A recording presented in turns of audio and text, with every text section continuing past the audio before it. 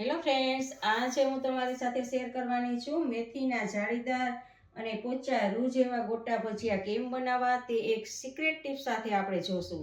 આ ભજીયા ખૂબ જ ઠંડી પડતી હોય ત્યારે ખાવાની ગરમ ખાવાની ખૂબ જ મજા આવે છે। તો ફ્રેન્ડ્સ, ગોટા ભજીયાનો વિડીયો ગમે તો વિડીયોને લાઈક અને શેર કરજો અને મારી ચેનલને સબસ્ક્રાઈબ કરજો। ચાલો બનાવીએ। મેથીના ગોટા ભજીયા બનાવવા માટે આપણે મેથી જોશે। મેથીના જો દાંડલા નથી લેવાના, આવી રીતે આમ કટ કરી લેવાનું છે। આવી રીતે મેથીને ધોઈ અને કોરી કરી લેવાની છે। અને પછી આપણે બે મરચાં તીખા મરચાં, બે મરચાં તીખા છે અને બે મીડિયમ તીખા મરચાં છે અને એક આદુનો કટકો છે। આપણે ચારેય મરચાં અને આદુને આપણે પેસ્ટ બનાવી લેશું મિક્સરમાં।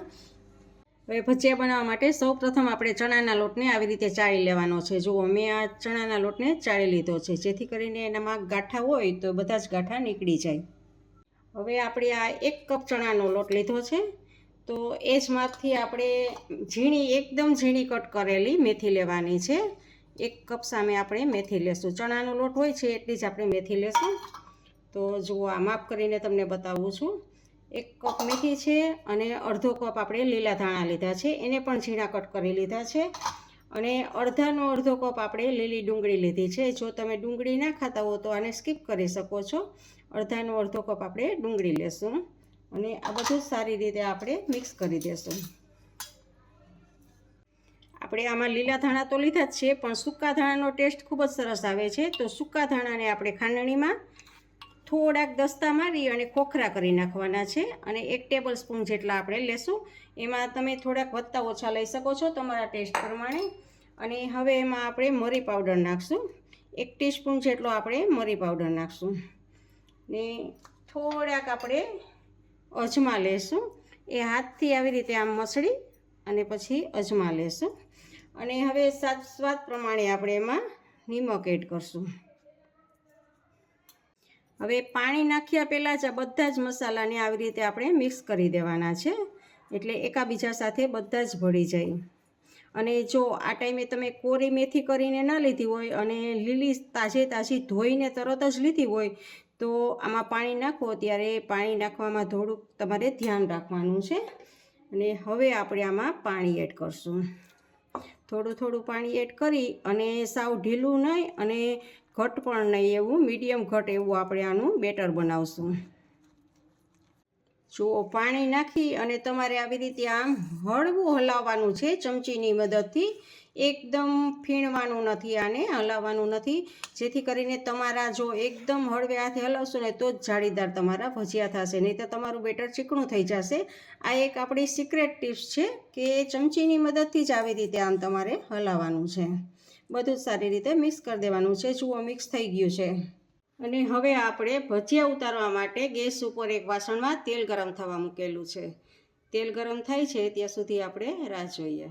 અને હવે આપણી એક સિક્રેટ ટિપ્સ આ આવે છે કે જ્યારે આપણું તેલ ગરમ થવા આવે અને સાવ એન્ડ ટાઈમ હોય ભજીયા ઉતારવાનો ત્યારે જ આપણે આમાં સોડા નાખવાના છે। અડધી ટીસ્પૂન જેટલા આપણે સોડા એડ કરશું અને સોડા નાખીને પછી પણ આપણે ચમચીની મદદથી આવી રીતે હલાવી લેશું। ખૂબ હલાવવાનું નથી, આ તમારે છેલ્લા એન્ડ ટાઈમે જ આપણે સોડા એડ કરશું, જ્યારે ભજીયા ઉતારવાના હોય એની પહેલાં જ। જુઓ, તેલ ગરમ થઈ ગયું છે તો હવે આપણે ગેસને સ્લો કરી દેવાનો છે અને આમાં આપણે હાથને આંગળીની મદદથી આવી રીતે આમાં આપણે ભજીયા ઉતારવાના છે। જુઓ, આવી રીતે આપણે આમ ભજીયા ઉતારશું હાથની મદદથી। આવી રીતે આમ થોડુંક લઈ અને ઉતારી દેવાનું છે આમ। જો આને આપણે પલટાવવાના નથી, આમ જ રહેવા દેવાના છે। 1 મિનિટ આમ રહેવા દેશું, પછી આપણે ગેસને મીડિયમ કરશું। હવે આપણે ગેસને મીડિયમ કરી લઈએ। જો ગોટાના ભજીયા જેટલા આપણે પાડેલા હોય એનાથી ફૂલીને ડબલ થઈ જાય છે, એટલે તો જ આપણું બેટર પરફેક્ટ બન્યું હોય એવું ગણાય છે। જુઓ, ચમચીની મદદથી આપણે હવે આમ પલટાવશું। આમાં જારો નહીં આપણે અડાવીએ અત્યારે પહેલી વખતમાં, આમ ચમચીની મદદથી જ આવી રીતે આમ કરશું। જુઓ, એકદમ ફૂલેલા દેખાય છે। અને ઠંડીની મોસમ હોય અને ફૂલ ઠંડી હોય ને આવા જો ગોટા ભજીયા મળી જાય તો ખાવાની મજા જ પડી જાય। હજી એક વખત આવી રીતે આપણે ચમચીથી પલટાવીએ। હવે આપણે જાળાની મદદથી આવી રીતે આમ કરશું 1-2 વખત. અને આને આપણે લાલ થવા દેવાના નથી. આપણે જો તમે ક્રિસ્પી ખાવા હોય તો થોડાક ગોલ્ડન કલર જેવા થવા દેવાના છે, બાકી તમારે લાલ થવા દેવાના નથી. એકદમ પોચા જોતા હોય તો તમારે જરા પણ ગોલ્ડન કલર ના થવા દેવાના નથી. અને બસ જો આ થઈ જ ગયા છે હવે આપણા ભજીયા. તો હવે આને ઉતારી લેશું આપણે. જુઓ આપણા ભજીયા બનીને તૈયાર છે, એકદમ જાળીદાર ને પોચા રૂ જેવા. અને હવે આમાં આપણે આદુ મરચાંની પેસ્ટ છે એ પેસ્ટને એમાં એડ કરશું. તમે તમારી તીખાશ પ્રમાણે જેવા ખાતા હો એ પ્રમાણે. જે મેં પહેલાં બનાવ્યા હતા એ છે ને મોરા આદુ મરચાંની પેસ્ટ વગરના બનાવ્યા હતા.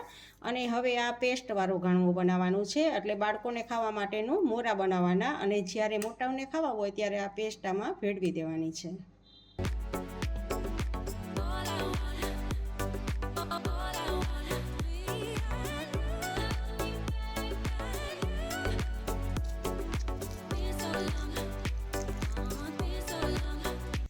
ફ્રેન્ડ્સ, તમને મારી આ ગોટા ભજીયાની રેસીપી કેવી લાગી તે કમેન્ટ બોક્સમાં કમેન્ટ કરીને મને જરૂરથી જણાવજો. ઇન્સ્ટાગ્રામમાં મારા પેજને ફોલો કરજો, મેં નીચે લિંક આપેલી છે. વિડીયો ગમે તો વિડીયોને લાઇક કરીને તમારા ફેમિલી મેમ્બર્સ અને ગ્રુપમાં શેર કરજો અને મારી ચેનલને સબસ્ક્રાઈબ કરજો. આવજો, ફરી મળીએ એક નવી રેસીપી સાથે.